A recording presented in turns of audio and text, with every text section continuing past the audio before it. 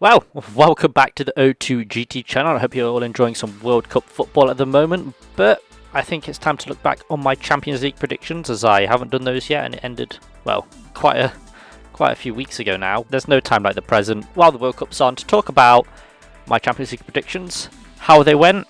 Surprise, surprise, not the best. But we're going to jump in with Group A. I predicted that Liverpool would win, Rangers would come second, and then Napoli and Ajax would come third and fourth. Napoli actually won Group A, with Liverpool trailing in second, Ajax coming in third, and Rangers in fourth. Yeah, I had a big stinker with this one.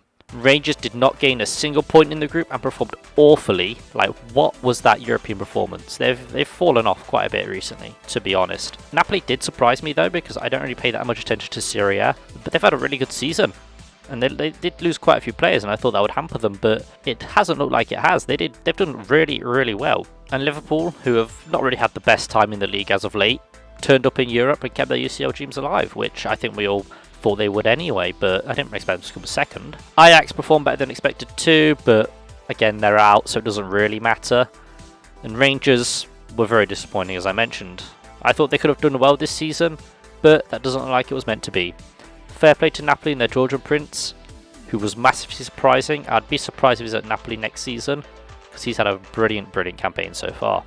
And then moving on to Group B, I predicted Atletico to win the group, with Porto to be runners-up, with Club Brugge and Bayer Leverkusen in third and fourth.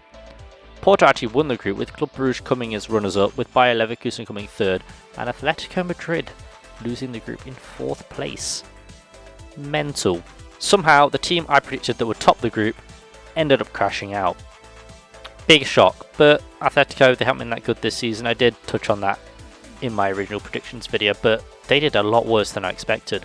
Club Brugge, on the other hand, were a real dark horse in this group and performed surprisingly well throughout their matches, which I did not expect. They were also top of the group for a while, which I did not see happening. Leverkusen performed a bit better than expected as well, but ultimately could not qualify for the round of 16. And fair play to Porto.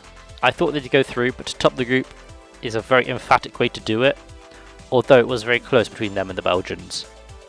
This group, you know, they played some good football.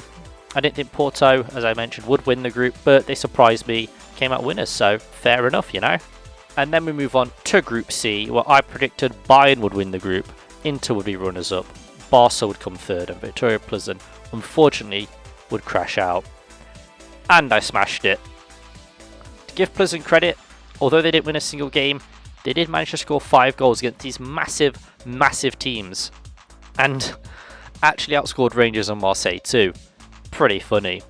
Bayern romped home, winning all 6 of their matches, which, you know, is to be expected. They're a very good team. But it all came down to Barca fans hoping that Victoria Plzen could come up with a victory over Inter Milan, and unfortunately that didn't happen, although the scenes would have been mental. Inter, they were going to finish runners-up. I think they had a pretty bad campaign, to be fair. They've not been doing that well, but, you know, in a group with Victoria Plzen, you're guaranteed at least 3 points.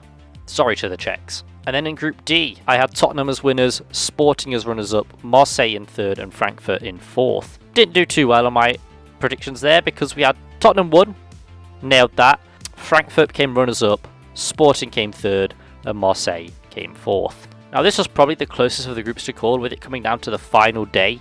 No team won all of their matches, and it was a lot closer than I expected. I only managed to get one prediction right, with Tottenham winning the group, but they very almost didn't. They can thank Højbjerg for that, and I guess I can thank Højbjerg too. Frankfurt really surprised me, managing to qualify for the round of 16 when I thought they'd crash out, but unfortunately for Marseille, their insane atmosphere could not push them through, and ultimately they crashed out. Unlucky to Sporting too, as until the final day they were going through, but ultimately lost to Frankfurt and led to them dropping down. But I'll tell you what, that Marseille atmosphere was insane. I did not expect that. What a team.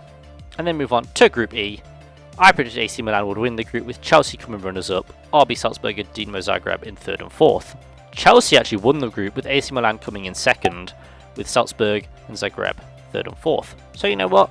I almost got it right. I think my best prediction was saying that Zagreb could cause an upset when they beat Chelsea 1-0.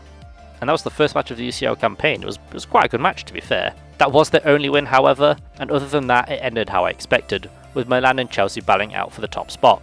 Chelsea did get a new manager who'd never managed or even watched the Champions League before, but he managed to keep Chelsea on a good run and qualify for the round of 16. Milan did not play as well as I expected. I thought they'd do a lot better than they did. But that seems to be how their European football has gone recently. They've not had the best of fortunes. RB Salzburg did RB Salzburg things and came in third. Fair play to Zagreb though for grabbing a win over Chelsea. That was very shocking. But you know what? They did it. They caused an upset. Lovely stuff. And then we move on to Group F. I predicted Real Madrid would win, Celtic would come runners-up, Leipzig would come third, and Shakhtar Donetsk would come fourth. I got it very wrong, with Real Madrid winning the group, Leipzig coming runners-up, Shakhtar Donetsk coming third, and Celtic dropping out in fourth. Crazy stuff. This group did not go as I expected.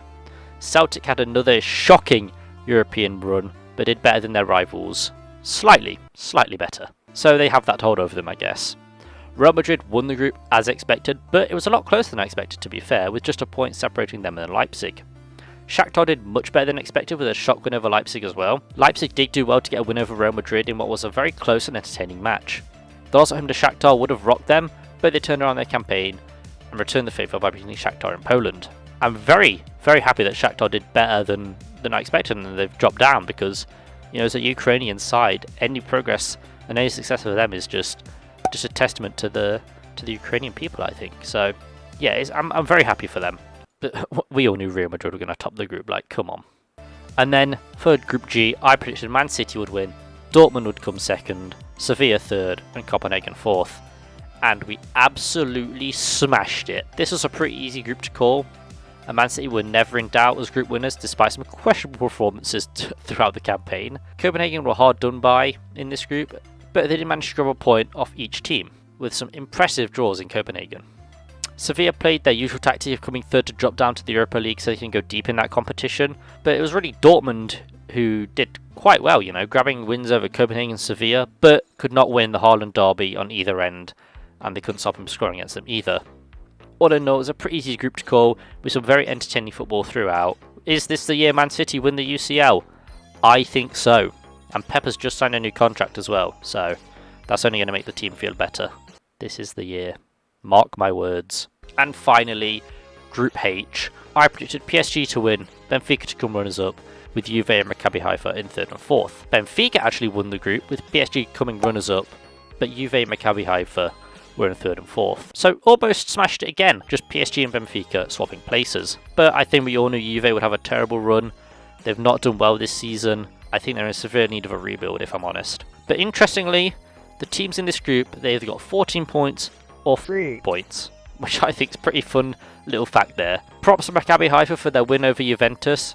Despite Juventus not being the side they once were, it's still a huge result over a massive club, so you can only give them props for that. I did not expect Benfica to win this group, as I mentioned, because they've lost Nunes, but João Mario and Rafa Silva stepped up to fight the Portuguese side through to the round of 16. Fair play, you know, Benfica did play some good football. I caught a couple of their matches and, you know, they looked good. PSG did PSG things with Messi, Mbappe and Neymar doing what they do best. This team's looked much better than they did last season, but this group was quite easy for them at the same time. It'll be very interesting to see how they continue their Champions League campaign, because they're also looking for that elusive Champions League trophy.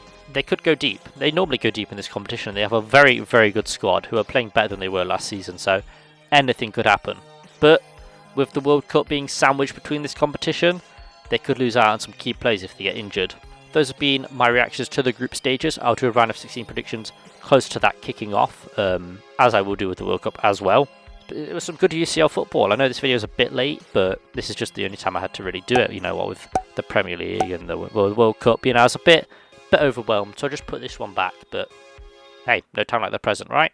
I still think Man City will win. I still think they'll beat Real Madrid in the final. I haven't really seen anything that would dispel that idea, but you know what? I'm looking forward to it. I've been O2GT, and this has been my Champions League reactions, and yeah, I shall see you guys in the next video. Peace.